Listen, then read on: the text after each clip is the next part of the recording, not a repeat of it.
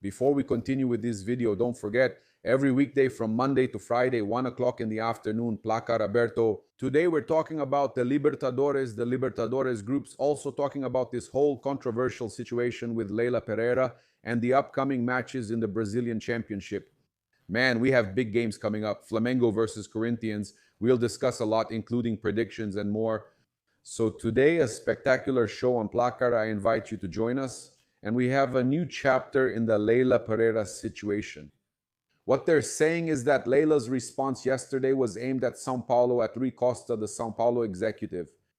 Yeah, Palmeiras, right, already trying. And all this statement from Leila that they only complain at that level directly to the CBF is nonsense. Yesterday, the U20 players, the coach, and everyone were complaining, including Abel Ferreira. Anderson Barros, who takes orders from Leila, was pressured by Leila Pereira to complain, according to Andre Hernandez.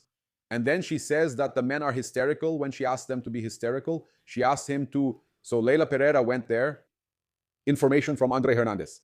Okay, on ESPN, she went there, right? She was destroyed, let's put it that way, because she was totally, exposed, Leila Pereira, totally exposed regarding the discussion with São Paulo. Here's what's happening. They're putting pressure on the refereeing against São Paulo because they know last year's mistakes favoring Palmeiras against São Paulo could now affect the refereeing. So Palmeiras is covering themselves, trying to pressure the refereeing so that Palmeiras isn't harmed. When is Palmeiras going to be harmed? The ones who are harmed are always Flamengo, it's São Paulo. When is Palmeiras going to be harmed, guys? That never happens, right? Flamengo, every round there's something that harms them. São Paulo, Palmeiras never. And another thing I'm going to say here, which is important, these statements from Abel, every press conference he brings it up. In 3 press conferences in a row, he mentioned the penalty, the thing with São Paulo from the previous year, saying he even wished the result had been different. All of this is a tactic so that Palmeiras gets an advantage against São Paulo in this weekend's game. We know that we're aware of all of this, right? It's going to be a game with a warlike atmosphere, right? And man, for us to move on here, cue the intro, man. We had Luiz Araújo taking a dig. Was that a dig at Felipe Luiz? It's because Felipe always put him in only during the second half, right? He did really well in the second half yesterday. He started the game, but he was really good in the second half. But Luiz Araújo's dig, a lot of people took it as a dig. So everyone is joking about it, right? Luiz, even though you said that, you were better in the second half. He said he proved he's not just effective as a second half substitute. Let's listen. I didn't play much in recent games, but now we have more minutes. I didn't get much playing time in recent games, but today I started. I believe I gave a positive response to show that I'm not only good coming in during the second half, but also when I start the match, I'm really happy to be playing. I think he gives us the freedom to play inside or outside, to switch with the fullback. I'm happy to score and assist, but getting 3 points for Flamengo is what matters most. See? So there he is saying that with that being said, right? Played better. In the second half, even after starting in the first, he played better. He's a star and, in my opinion, plays really well. I said it, right? That the wingers are going to keep getting better at Flamengo. We're going to talk. You're going to bring some stats here in this video, but the wingers are going to crush it. And then...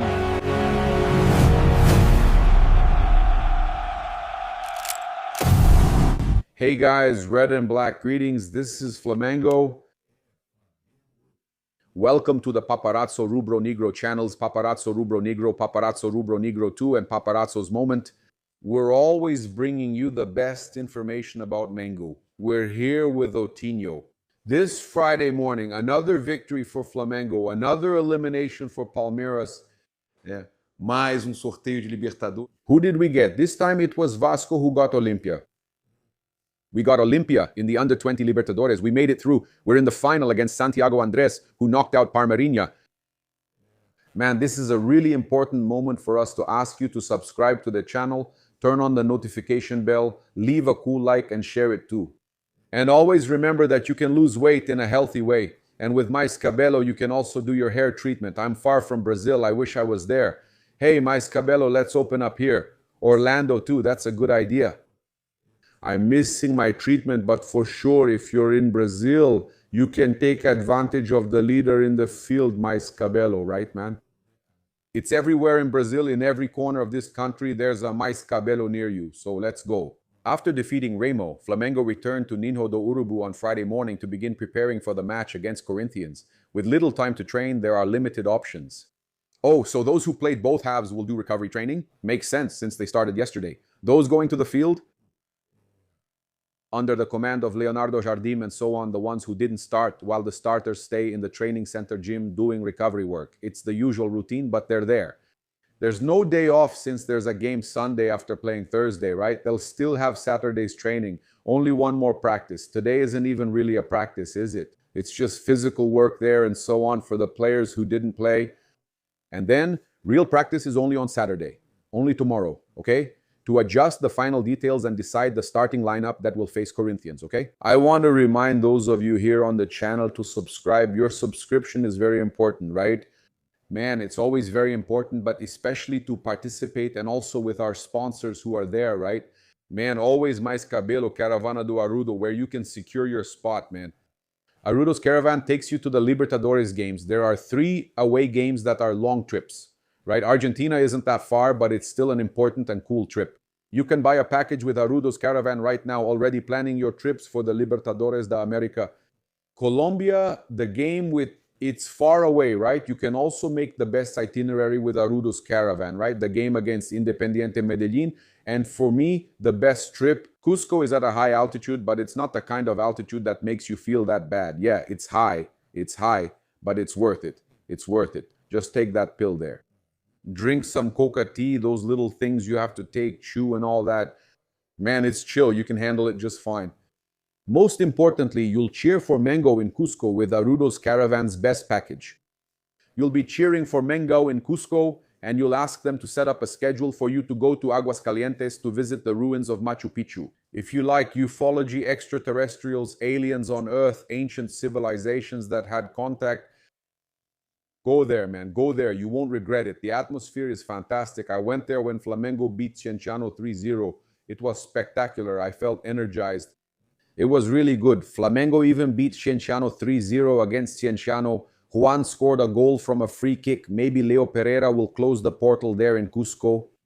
So, secure your packages right now with Caravana do Arrudo, and in Rio de Janeiro with transfer services with tickets included for Mengo's games. Well, look, we're here now. Man, bringing important information regarding call-ups. Jorginho is not on the final list for the Italian national team. Jorginho was not called up to the Italian national team. There was an expectation that he would be called up, but he wasn't. He deserved it, right, man? He deserved it. We're fair here. He deserved it. Look, the player that Flamengo just signed was called up. He was called up to the under-20 national team. Diego Reyes was called up to the Mexican under-20 national team. That's cool. So Diego Reyes was called up to the Mexico national team. We're also bringing the news that Carrascal is confirmed. He's on the final list for the Colombian national team. So Jorge Carrascal is confirmed on the final list for the Colombian national team. Look right there next to it. They put him in the photo right next to it. James Rodriguez, right? He's there. Look, so Jorge Carrascal is confirmed on the final list for the Colombian national team. Congratulations to him. Another Flamengo player has been called up, okay? Olha só. We're also going to bring some important information here. We're going to talk about the stats of Flamengo's players. Flamengo put on an almost perfect performance this Thursday against Remo at Maracanã, with several players standing out individually. According to SofaScore, the standout player of the match was defender Leo Ortiz, who scored the first goal for the red and black team with a rating of 9.4. Next is Luiz Araújo, who also shined and received a 9.2. So I'm going to bring you here the main highlights among the players who received these high ratings. Check this out. Leo Ortiz played 90 minutes, scored a goal, and made 7 recoveries. Great. The pacifier fell, man. Almost asleep. He falls asleep listening to Daddy bringing the news. Check this out. 90 minutes played, 1 goal, 7 recoveries. Ball actions, 3 clearances, 7 recoveries is a lot, guys. 3 clearances as well. Man, he's doing really well. 2 out of 2 aerial duels won, 1 out of 1 ground duel won, 6 defensive actions. Luiz Araújo as well, who got a 9.2 rating, 90 minutes played, 1 goal, 1 assist, 1 out of 3 accurate crosses, 71 actions with the ball, 3 out of 3 successful dribbles, 9 out of 3 ground duels won, okay? Samuel Lino as well, who got an 8.3 rating, 66 minutes played, 1 goal, 1 big chance created for Pedro, 87% pass accuracy, 3 ball recoveries.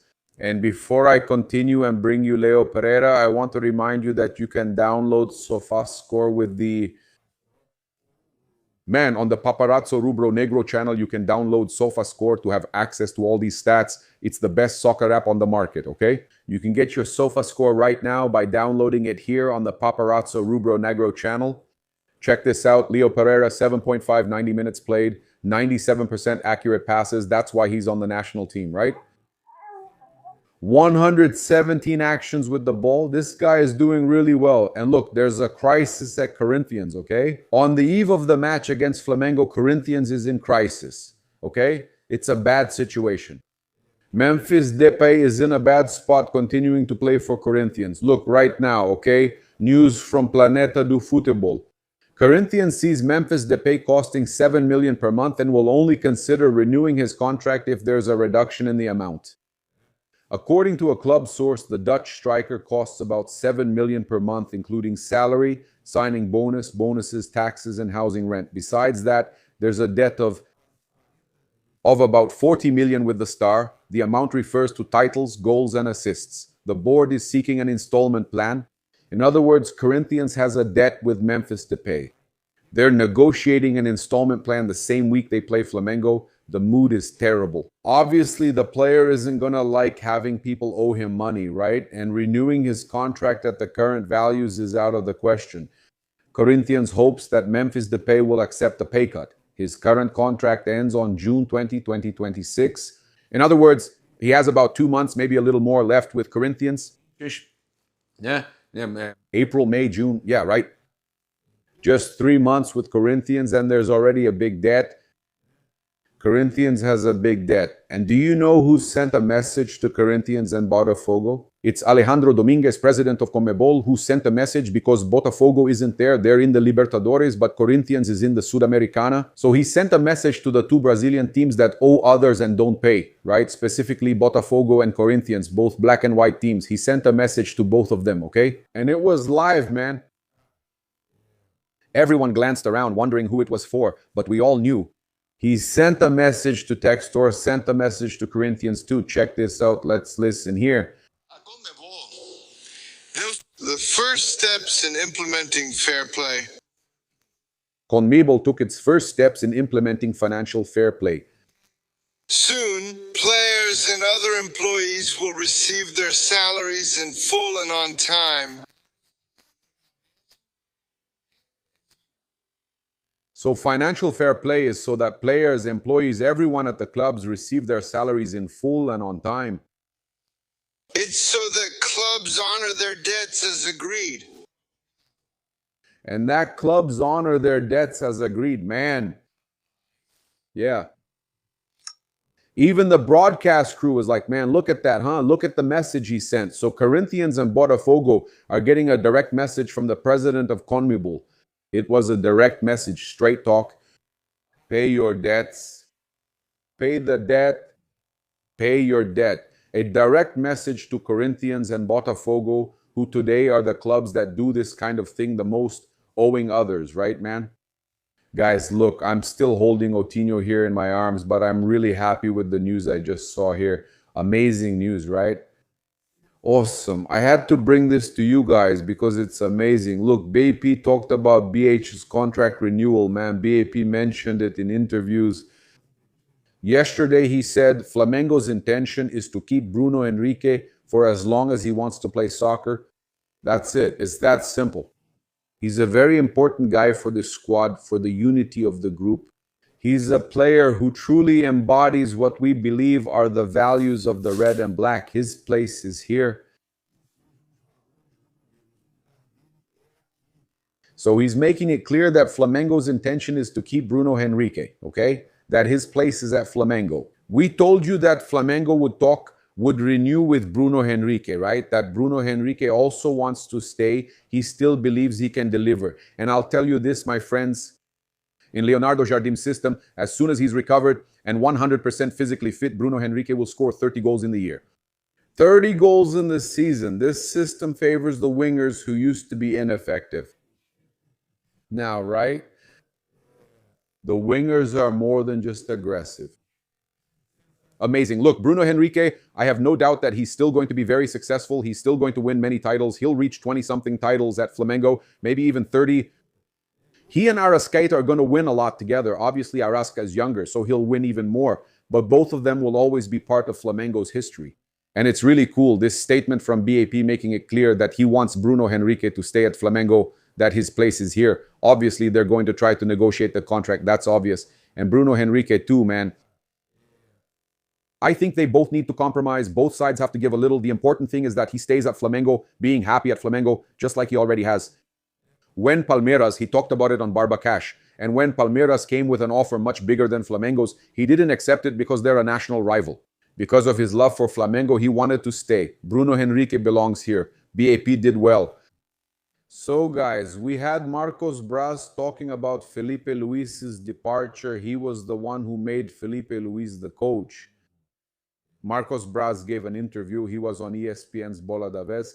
And he said the following: I think a player who had his history in football, who was doing well, young, maybe I think it was a decision that shouldn't or didn't need to be made at this moment. Now, it was uncomfortable. I think it was a huge discomfort for the board to have a coach and a coaching staff with the stamp of the previous management. Then they said, okay, Braz, I understand. As for the right of a president to fire a coach, to fire an employee, I don't think we can deny that. Isso, tá? Not in that way, though. Maybe it could have been handled differently. People talk a lot. I'll even talk about a topic going back to Rogério Ceni, just so you can see how much it traumatized me. The firing at 3 in the morning, yes. But I went to his house at 2 in the morning. Rogério is a guy who doesn't sleep. I don't know if you guys know that. He's a guy who sleeps at 3, 4, 5 in the morning. There was practice at 8 in the morning. You can go check. There was practice at 8 in the morning. I didn't want to let him run the practice and then do what had already been decided. So I called Rogério and asked, Rogério, can I stop by your house? I went to his house and we talked. He was trying to say, as if saying that there was no need to let Felipe go to the press conference or be on the sidelines in the game that was 8-0 against Madureira. But then, Braz, I understand you, but you can't just criticize the board's action with Felipe Luis, which I also think could have been handled differently. But you guys did the same thing with Dorival. Look at what you did with Dorival. Look, my criticism is constructive and it's about analyzing what was done, and everyone has the right to do that just like you did. You said you went to the coach's house to make sure he didn't hold training the next day. But what about what you guys did to Dorival, man? He won the Copa do Brasil and the Libertadores. And the team, which was relaxed after being champions, lost some matches in the Brazilian league. You didn't renew his contract. Vitor Pereira claimed he was caring for his mother-in-law, but he was actually signing with Flamengo. And we had a terrible year in 2023. Real Madrid can wait. Yeah, 2023. We had a terrible year. We lost everything. We didn't win anything in 2023. Why? Vitor Pereira, Sampaoli, right? Man, that's crazy. Wild. Not sure if Sampaoli was in 24. Now it's giving me up. But I know that anyway, just by not renewing with Dorival, a guy who was a champion, letting him go to São Paulo, they should have kept Dorival. The guy was winning everything. He had lost. It's even less bad than Felipe Luis, because he was losing games that didn't matter in the Brazilian league. He was already champion of the Copa do Brasil and Libertadores. So I think that honestly, the previous management did a great job. They won everything. But we can't just take and analyze what's being done now with Felipe. I think that at that time, oh, but Felipe is an idol. Dorival wasn't. Why not? All right, he's nowhere near Felipe's level as an idol, given Felipe's achievements as a player, because of the love he has for Flamengo. But Dorival, he didn't deserve to leave either. And what's the explanation? Oh, Dorival asked for too much to renew, but wasn't Vitor Pereira going to earn a lot more too? And they hired Vitor Pereira, who was the runner-up to Dorival in the Brazil Cup. So, honestly, I understand what you said. I also think things could have been done differently. The dismissal could have been handled differently. Don't let him go to the game against Madureira right after Lanús. They haven't hired a coach yet. But do like Cruzeiro did, fire Tite without having a coach. Is that poor planning? But it's a more humane way. You take him aside and say, even with some games coming up without having a coach lined up, I'm going to let you go now because, and call him, do a farewell, something, man, for who he is. In fact, his son is still working in Flamengo's football department. Felipe's son is still there. He's registered in the bid. His name is in the bid, and he's with Flamengo's youth academy. That's it. I got what Braz meant, but he made mistakes too. In the way he handled some things too. Everyone makes mistakes in the way they handle certain things. So I don't see much difference in all of this.